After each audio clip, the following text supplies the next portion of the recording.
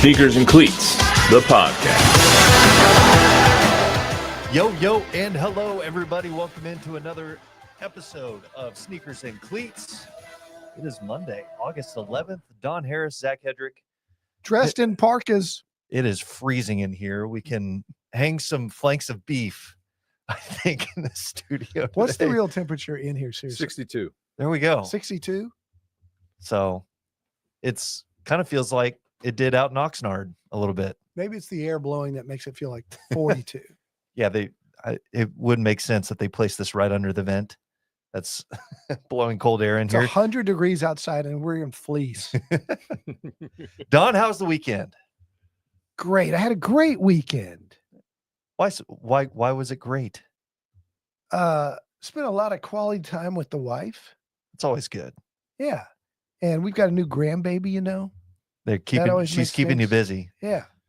And we did some shopping and vacation's right around the corner. Looking forward to that So, before the foray into football. yeah. Football season's already here. Friendly reminder as we get started, be sure to subscribe to the News 4 San Antonio and Fox San Antonio YouTube channels. We are streaming there live as we speak. Feel free to comment as the show goes along. We've got a lot of topics to cover today. Bob Gambert alongside with us as well. Bob, how you doing today? I'm looking forward to the area code. Yeah. Okay. So episode 217 today, 217. Any guesses of where that would be in the... You know, I'm pretty good at the area code game. I think I'm 3 for 3, but I do not know 217. But I'm going to give it a good, solid college try. All right. I'm going to say on the Eastern Seaboard, and I'm going to say Hartford, Connecticut. I That'd only be know so this cool. because If he was we were right, that'd be cool. we were discussing. Yeah, it would be. Bob, you have an inside track on this because Well, you know, last week was 216, which Near was and dear to your heart, where apparently. I grew up. And then now 217 is Central Illinois. I was stationed at Chinook Air Force Base in Rantoul, Illinois, which is 217. Okay. So we're on a roll. a lot to do in Central Rantoul, Illinois. Nothing to do. Absolutely nothing to do in Rantoul, Illinois. There's a bowling alley. Hey, there you Spent go. Some time at the bowling alley. Knowing that 216 was Cleveland, I should have guessed closer to the Midwest. So the 218. That's not. I don't know if I'm just kind of thinking ahead to the next ones that are coming up. 218, 219. I don't know those. So anyway, as we mentioned last today, a bunch of stuff happening. Project Marvel continues to be a lightning rod of discussion. Lots of politicking happening on that front. Don, you've been listening to it. The mayor, Gina Ortiz-Jones, having a press conference today. We'll kind of wade into that a little bit. But also, we are getting closer and closer to kicking off football season. The Cowboys and Texans having their first preseason games today. We'll briefly go over those. Not overreact too much of them on this overreaction Monday because it is the preseason. Not a lot of guys playing, but also the college football AP poll getting released today. So everybody can start fighting over the rankings and say, no, that team shouldn't belong there and all that stuff as we get closer to kickoff, less than 3 weeks away now. So I guess also since y'all recorded last, De'Aaron Fox also signed, kind of like a footnote now. It's been a on this while since we've extension. done a podcast. I know that Tom Guerrero missed us. Shout out Tom G. Is Tom already here? I don't Bob? see him yet. I don't see him. Okay, so he's How still dare he? waking up here as we get going on Working on episode payroll. 217. That's okay then. So Project Marvel, Don, you've been closely watching this over the past few weeks, and we'll get into what you caught up with a couple former mayors last week as discussions continue to go with this. But today, newly elected mayor Gina Ortiz-Jones having a press conference and trying to put the kibosh, it seems, on moving forward with this project. Lot to get into, of course. I know it just happened. It ended in the past hour here, but just what is your take? What are your main takeaways let's from just what's happening? Recap. Okay. So there was a big city council marathon meeting that went 9 hours last week. This was last week. Yeah. Yeah. In which most of it is taken up by public comment. And you had a lot of the business community come out in support of it. And you had also the naysayers who came out opposed to citizens groups and such. And then you had discussion between the city council, the mayor, and the city manager. The city council is in the majority. The majority of city council wants to move forward and give Eric Walsh the authority to negotiate a term sheet with the Spurs for the new arena. That's important to the Spurs to get done now so that they can begin to plan and campaign for a November ballot vote from the county, which is the visitor tax. Mayor Jones wants to delay that term sheet vote until she gets more independent economic analysis. She has a issue with the analysis that was given. She thinks it needs to be more independent, deeper. Doesn't seem to be satisfied with the economic analysis of the long-term benefits of a new downtown arena. The city council, Mark White and others, said, thanks, Mayor, but no thanks. We don't need any more analysis. We want to give Eric the authority to move forward. Eric said, and she, in the council meeting, didn't seem to know procedure and said, I move to table this. And he goes, you can't do that. We don't do that in B session. And Mayor, based on what the input I have from the council that's in the majority, we're going to move forward with the term sheet negotiation. So since then, last week, we've had two former mayors, Cisneros and Nierenberg, come out and say, got to be careful. Better be careful with the way you deal with the Spurs. And we should move forward and we should do this now. You had the San Antonio Express News come out today with an op-ed, the editorial board in full support. And then this afternoon, you had Visit San Antonio come out very strongly in support. She holds a press conference this afternoon, doubling down on her two things. One, her belief that more analysis should be done. And secondly, that she has the authority to basically delay any sort of action on the 21st on a term sheet, which, and more importantly, she represented the comments of city council and the city manager, referring back to last week's meeting, in a different way than most people interpreted it. So there's some questions. Does Eric Walsh and the city council, despite her objections, still want to proceed? And will they, with a vote of the majority, overrule her? Does she have the authority to muck it up in any way and slow it down? Or is this thing going to just steamroll through on the 21st with a term sheet and a vote so that we can move forward? So there's some questions to be answered between now and the 21st, basically by Eric Walsh and the city council. And a lot to be kind of investigated, I guess, and kind of fleshed out, because the mayor today citing things in the city charter and everything. So it's going to take a lot of eyeballs to kind of go through and parse out exactly. It's just like, here's what can and cannot be done before this vote coming up here in 10 days now. Well, So she didn't appear to have any regard or concern for the deadline of the November 5th election from the county. She said there's no hurry. Well, if a ballot measure is going before the public in November, if your analysis isn't done and the county's going to go through with their vote anyway, then how can any informed voter make a decent decision on their vote, knowing that the city still hasn't agreed to the plan, even though the county has? And so it's important for the Spurs and the county to have the city on board with some sort of a decision for or against, so that on November 5th, voters have a clear idea what's going on. Because imagine you go, yeah, I want a new arena, and you go vote yes on November 5th. And then a month later, city council goes, oh, the new analysis is out. We don't like it. We're not going to move forward with the term sheet. Yeah. So that's not going to happen either, because the majority of the city council wants the arena and is going to move forward. I'm just confused why the mayor is doing what she's doing. Right.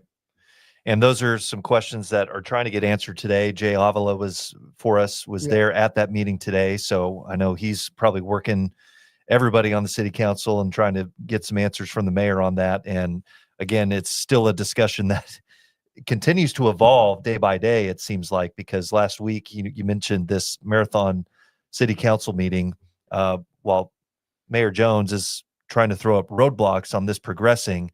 you spoke with Henry Cisneros and former Mayor Ron Nirenberg about just cautioning, I guess, the now current mayor about what that could do to the future of the city And for moving forward. background, Henry Cisneros was the mayor behind the Alamo Dome. Yeah.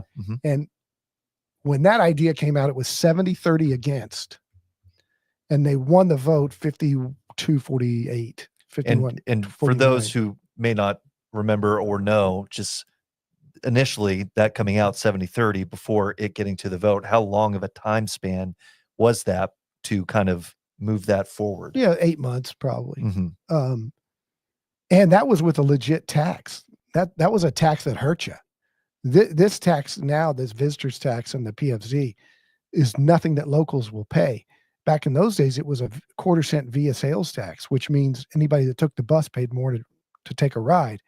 And the Alamo Dome was actually paid off in 3 years and was completely paid for by the time the doors opened. Mm-hmm. So that's the background on Cisneros. So you're not going to be surprised that he's in favor. So here's what here are the comments from former mayors Henry Cisneros and Ron Nirenberg cautioning city leaders just about trying to pause on moving Project Marvel forward. Getting this done efficiently, swiftly, in a way that's prudent to the public, which is what we've been driving to do, I think is the right thing. And, again, once the term sheet is done, that's not when actually the construction starts. There's a lot of other work to be done. So it's important that they continue to move forward and, again, get this deal commenced. When you look at cities across the country, once they've lost an election, the bloom is off the road and it gets ugly. That's what happened in Oakland. I watched that happen. They went through several generations of city officials that could never get it together, and they lost some elections. Even Kansas City lost an election for a stadium, and the Chiefs, as solid as they are, had to look around. So losing an election that involves backing your team is not the way you want to go. I worry that as loyal as the Spurs have been to San Antonio and as loyal as San Antonians have been to the Spurs, there are other cities who badly want basketball teams. Seattle has been without a team for 20 years or so. Las Vegas, nobody thought that professional sports would go to Las Vegas because of gambling, but football is there now. They've won a hockey championship. They're about to get a baseball team. They have women. They have our women's WNBA team. So Las Vegas is sitting there wanting a basketball team to top them all off. And then you've got Austin up the road. So we can't fool around with this. I think we have to get that arena built. We need to make sure that we deal fairly as they have dealt with us. They have been one of the staunchest community partners in terms of investment in all things community related. And so we need to deal with them in a forthright, good faith manner. I think if we do that, we're going to continue to have great success with the Spurs. So this forthright and good faith manner, do you think these comments today from Mayor Jones is going to rub the Spurs maybe in a wrong way and kind of put them on guard?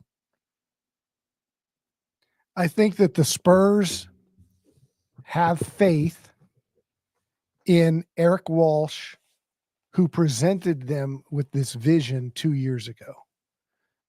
A new arena was not the Spurs idea. It was the idea of Ron Nirenberg and Eric Walsh, who presented Project Marvel to the Spurs vision that the Spurs gladly said we would participate in. Being that it's Eric Walsh's brainchild, I think they still have faith in Eric and the city council.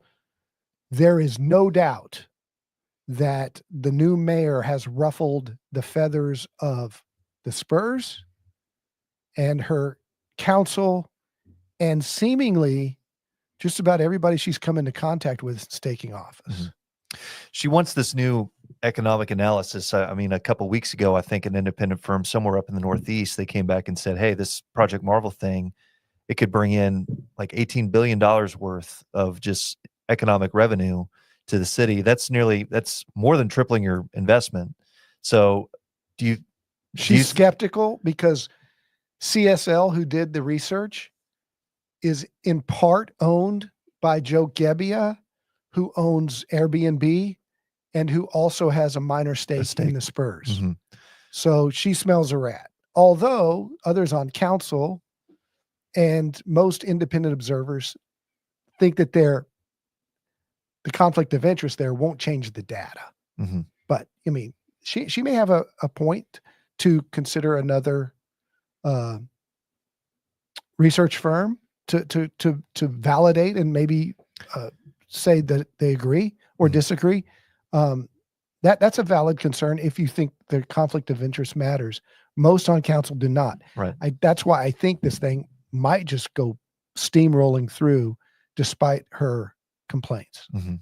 Do you think if another economic analysis is done and they come back with a similar neighborhood of here's what it could bring to the city of San Antonio, do you think she still raises more objections, or is that enough to maybe say, okay, yep, I've seen the light and moving on? I don't know. I can't. I haven't made the decision yet whether I believe that she's opposed to a new Spurs arena, and is just being careful, or if she's opposed to it and or just being careful. Mhm. One or the other is true. Right. I don't have confidence after hearing her saying that the 76ers were a baseball team today. Feeling that she's got a good grasp of what a professional sports team means to a city, Mhm. and has the same. You heard what Henry Cisneros and Ron Nierenberg said.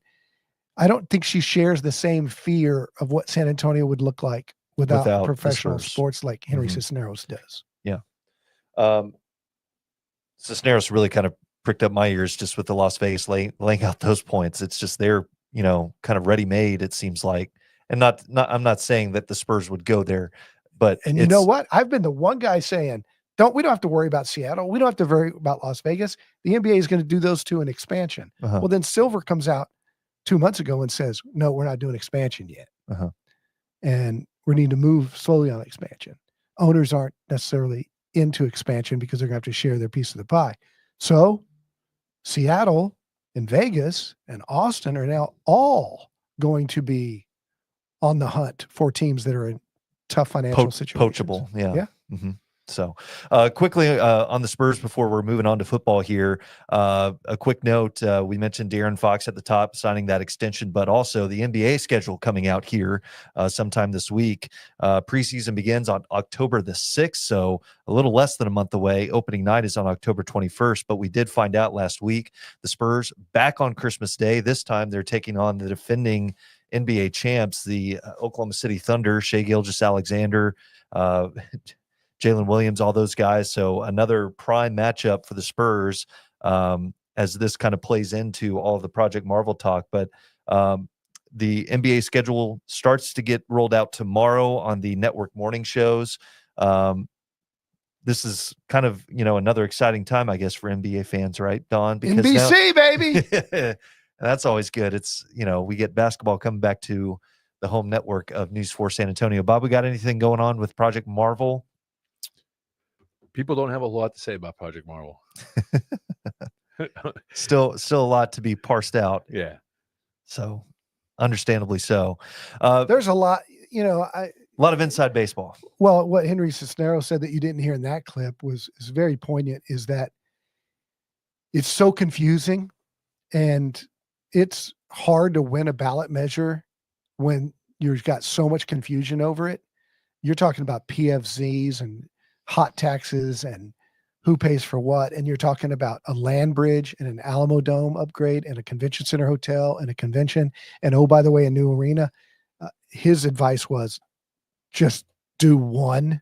Yeah. Just do the one arena. at a time. Yeah. And then, and explain to people how the taxes work.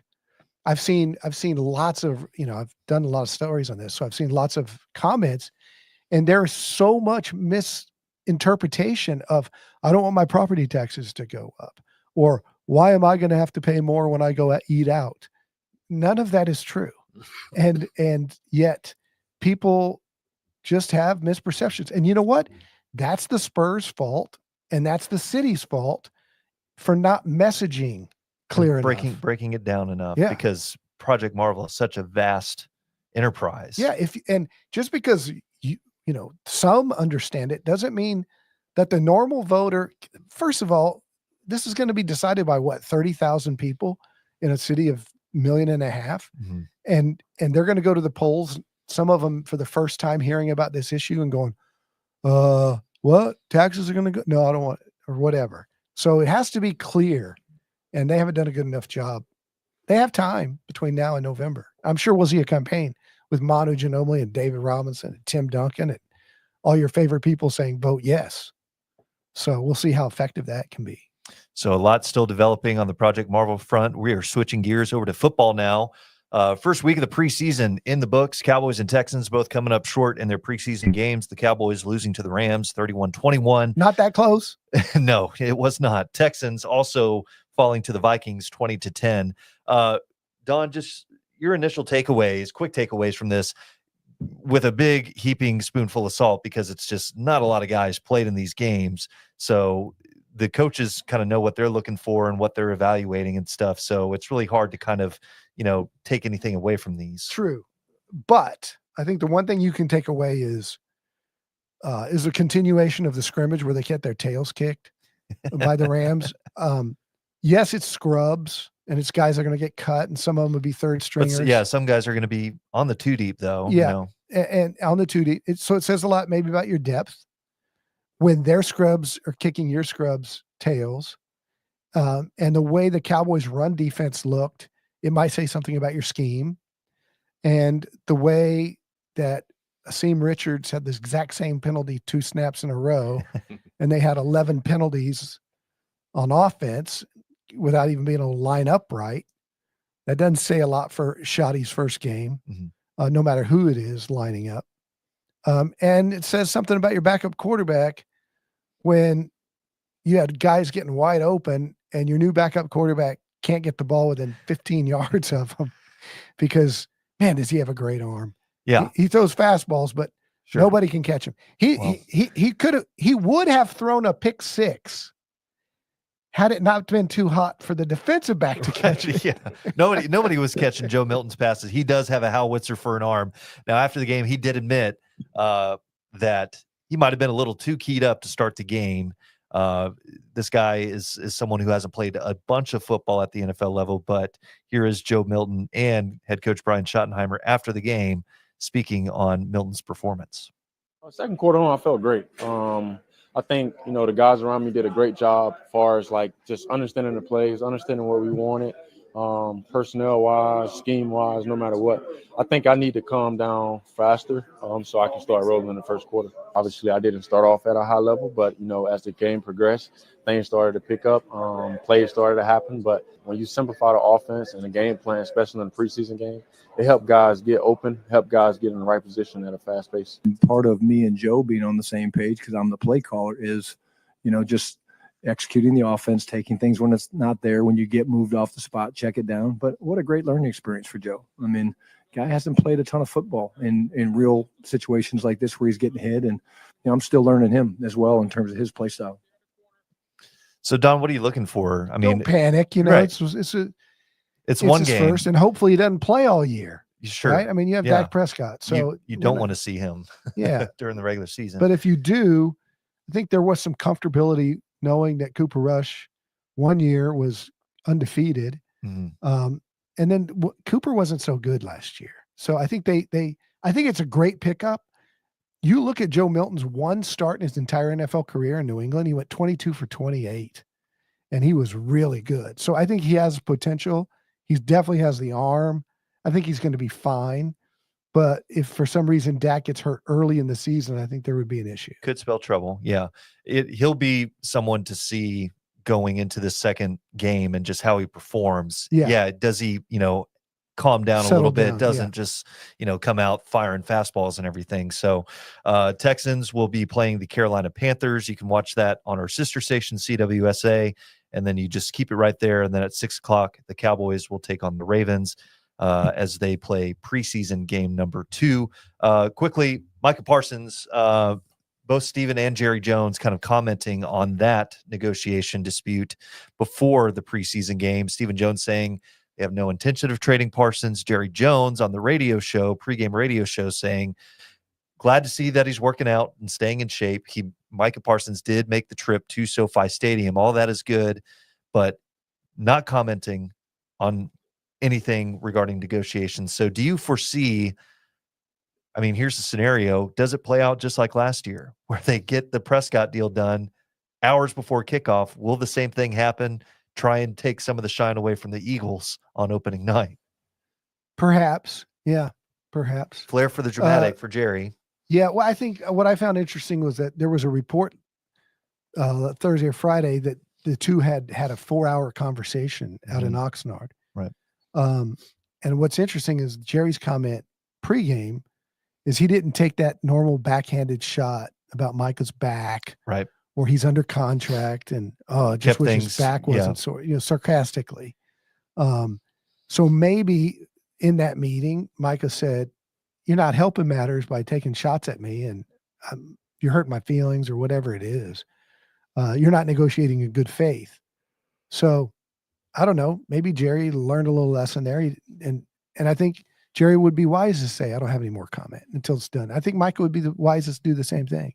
Well, and he hasn't really spoken since after making that trade request that he posted on No, X. but he does the stupid social media stuff, Yeah, but he hasn't said anything. I think he's said something, about Abdul Carter or something like that. Yeah. For the Giants, he's tweeting about other guys. He's not really. He put out on Instagram though yesterday or the day before an Adele song about "This Is the End," and it was dramatic. Everybody reading between the lines. So, yeah, that continues to be. Well, Cowboys will wrap things up in Oxnard and return home. So you never know. Maybe they get something. They push the ball over the goal line. But Bob, anything on the Cowboys?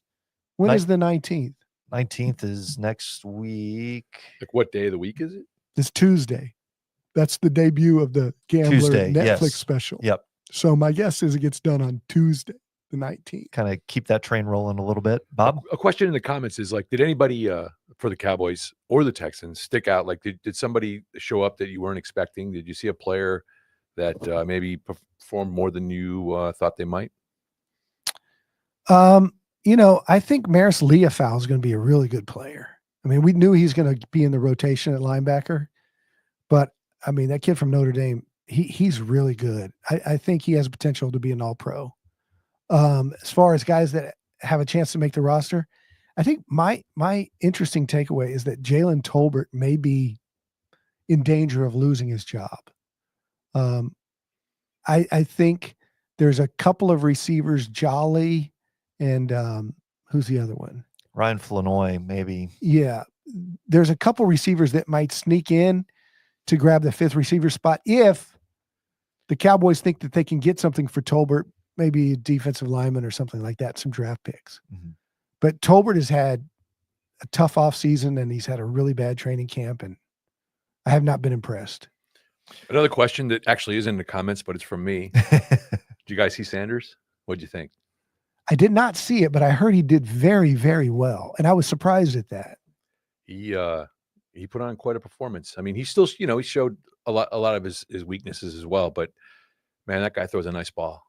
See, now here's the difference between, I think people love to lump him in with Bronny James because they have famous fathers and they think that this is some sort of Colorado.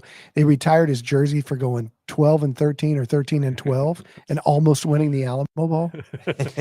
And they retired his jersey. And so I think there's some Shadur Dion fatigue. But the difference is, I think he got kind of blackballed and his stock dropped in the draft because of his attitude, not because of his ability. Yeah.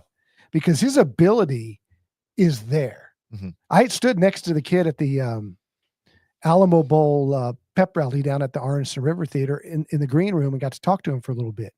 And he might have been a little surly and not, fun guy to be around, at least for me. But there is no denying his physical stature.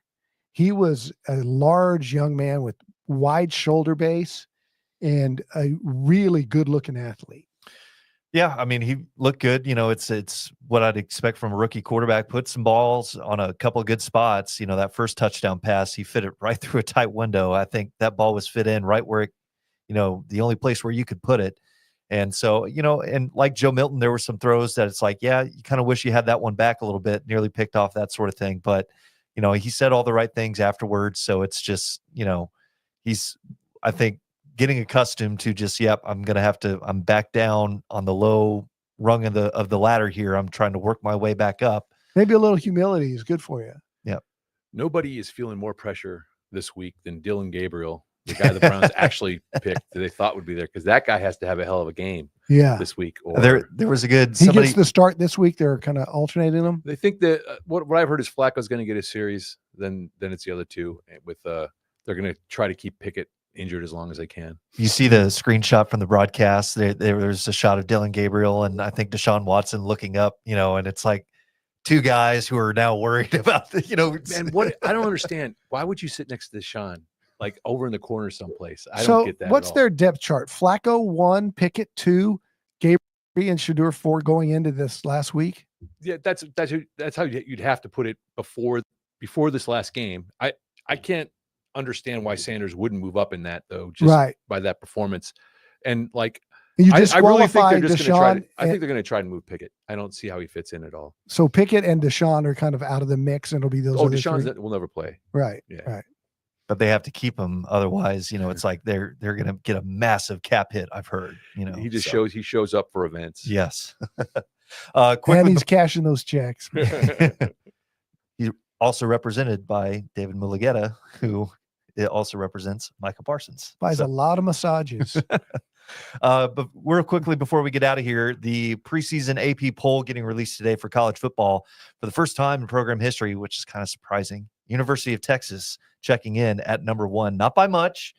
Penn State right behind them here. But wait, I knew they were number 1 for the first time ever in the coaches poll. This is the first time they've ever been preseason number 1 in the AP. Yes, apparently so. Yes. Holy cow! Yeah. So through all those Darryl Royal years, it's I was That's surprised at that too. me. Yeah. So 10 of the 25 teams in the top 25 from the SEC, no surprise there. I think go down the list. 6 of 25 are from the Big Ten. Javi, we have the graphics. I don't know if we were able to pop those up here. I put it up on the stream. Okay, they're up on the stream here, so you're looking at them right now, and we can kind of see them from there. Texas number 1, Penn State number 2, and it's close, judging by the votes there. Ohio State number 3, going off by memory here. Clemson number 4, Georgia 5. That's your top 5 there. So Texas, Penn State, Ohio State, Clemson, and Georgia, your top 5. Then it's Notre Dame, Oregon, Alabama, LSU, and Miami, finishing out the top 10. Last year's Big 12 champs, Arizona State, checking in at 11. Then it's Illinois, another Big 10 team. Lenore Sellers and the South Carolina Gamecocks are at 13. Michigan 14, Florida 15, SMU 15, a playoff team from last year. 16, same as the coaches. Excuse me, yes, SMU 16. Kansas State also in there, the first Big 12 team, I believe. So they're pretty good. Iowa State is also in the top 25. Those two are expected to come out from the Big 12. Then surprise for me, Oklahoma at 18. I think that's just a lot of respect for the program itself. It is a big prove-it year for Brent Venables and the Sooners. And then Mike Elko and the A&M Aggies are in at 19. Indiana is rounding out the top 20. And A&M's 21 in the coaches, 19 there, and SMU's 16 and 16. So it's pretty consistent. I'm surprised Ohio State's not 1 or 2. We're gonna one of those teams. We'll find out pretty on quickly. August really 30th. And by the way, both those teams breaking in new quarterbacks. I mean, so to speak. I mean, Yeah. yes, Arch does have some starting experience, some game experience, but 2 of those were kind of against, I hate to say it, not the stiffest of competition. And when he did play against Georgia, it wasn't that great. yeah, but you mean Arch? Yeah. Yeah. He's going to be really good. Yeah, sure. They do He's have gonna- some good. Texas will have to find some answers up front on the offensive On line. the They got a offensive lot line. of turnover up there. But Texas may be able to score 7 points and win every game. Mm-hmm. Their defense is the best in the country. And the ability to reload after losing 13 guys to the NFL draft, They did it through their own recruiting, but they've also gone to the portal some, and they've got some guys Get coming some in. key pickups there. Yeah. Yep. I love seeing SMU up in there. In Yeah. 16. Yeah. Remember, Rhett- they were in the playoff last year. Yeah. Rhett Lashley. Yeah. And then And don't forget, Texas and Ohio State week 1, August 30th. 2 San Antonio kids to really look for. Trey Moore moving to From Smithson Valley, linebacker from yeah. Smithson Valley will start for Texas. And we Will talked Peoples. to James Peoples from James. Veterans Memorial High School, will be one of the top 2 running backs for the Buckeyes. Hey, and limited carries last year. He looked pretty good too. Only played 3 games and scored touchdowns in 2 of them before redshirting. And it sounds like the Buckeyes, at least talking to Peoples, the sound that we got from upstate in Columbus, it's like maybe working a 2-back system like they did similar to last year. Judkins and Travion Henderson, who scored a touchdown, 100-yard touchdown in his first touch in preseason. Wow. So how's that? Wow. So college football, looking forward to that. The UTSA Roadrunners, releasing their single-digit guys. So a lot of the names that we know on offense already, a lot of new names on defense. So, but those single-digit guys, the ones to keep an eye on during the games, just a quick way to identify kind of the leaders and playmakers for UTSA heading into the season. Real quickly, they did have media day this past weekend. Don, we talked to Owen McCown, and yes, he's played a full season before, but now he's really taking ownership of this team and really kind of stepping up and being more of a vocal leader, which would make sense. That's what you want from your quarterback. But here's Owen McCown just talking about growing in to that leadership role for the Roadrunners. For me, it was just all about being a more vocal leader. And I think that comes with, being the job as a quarterback. So I think playbook-wise, comfortability has always been there. These past couple of years especially, I've just gotten more comfortable under the system with Coach Burke. But I think it's taking that next step, calling out guys if they need to be called out. And vice versa. If somebody needs to call me out, then they'll do that for sure. So as much hype as Arch is getting from Texas, I know you're really big on McCown and kind of the season that he can have just with all the weapons returning. Well, for we saw UTSA. what he could do with the football last year. He can really spin it. And, I saw it not last year, but year before last when Frank Harris was injured and he played at Tennessee. And he had a great debut there. He completed 15 passes in a row in front of 105,000 people as a freshman at Tennessee. So he's cool under pressure, and he's got all his weapons back. He's got this entire starting lineup in the offense, better offensive line than they've ever had, more deep. And then he's got the fastest receiver in the conference in Devin McEwen. Amador's really good. He's got 3 tight ends that are the 3 highest paid guys on the UTSA roster from NIL other than the quarterback. And he turned down $2 million from Virginia to go NIL money to go to Virginia and play in the ACC. So McCown's the real deal. And I think he's going to have a great year offensively. You mentioned that tight end room. All 3 guys landed in the single digits.